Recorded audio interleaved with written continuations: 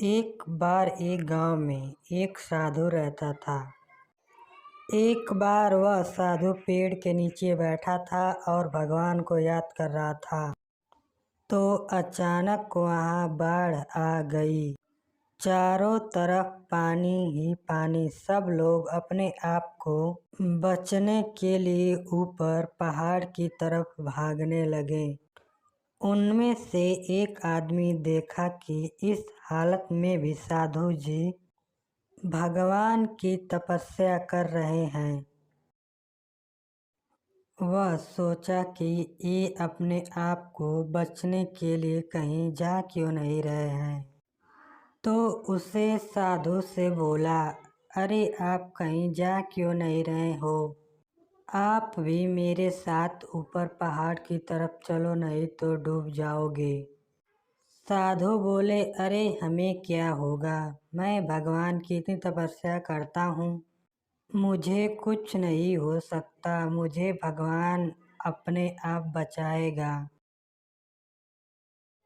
कि आखिरी हेलीकॉप्टर था। साधु के पास नीचे रस्सी फेंकी और बोला, इसे पकड़ो और ऊपर आ जाओ, नहीं आप डूब जाओगे। यह आखिरी हेलीकॉप्टर है और आपके पास में दूसरा कोई रास्ता नहीं है बचने के लिए।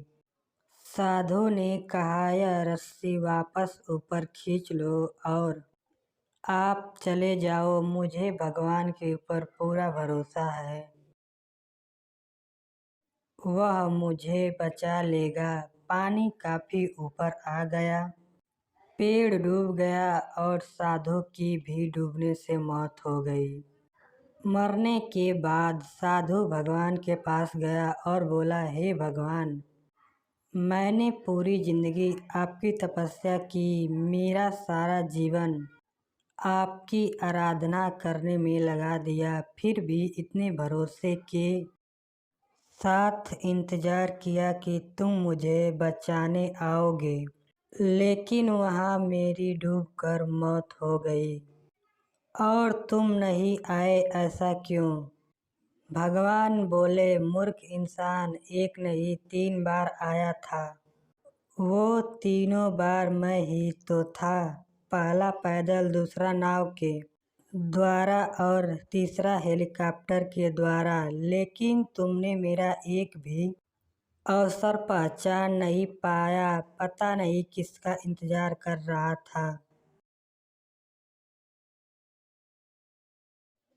इस तरह से जिंदगी में हमें ऊपर वाला बहुत से मौके देता रहता है, लेकिन हम सब उस मौके को ठुकरा कर पता नहीं किस चीज़ का इंतज़ार कर रहे होते हैं कि वो होगा तभी मैं करूँगा, और इस बात पर अड़े रहने से एक वक्त के बाद वो मौका हाथ से निकल जाता है और हम कुछ नहीं कर पाते हैं।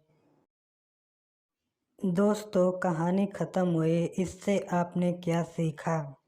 दोस्तों, भगवान हमें बचाने किसी न किसी रूप में आते हैं, लेकिन हम उन्हें पहचान नहीं पाते और भगवान हमें हाथ पकड़ कर नहीं करते, हमें खुद करना पड़ता है।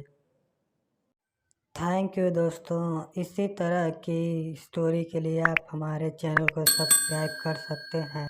दोस्तों, अगली बार कौन सी कहानी चाहिए आप हमें कमेंट कर सकते हैं।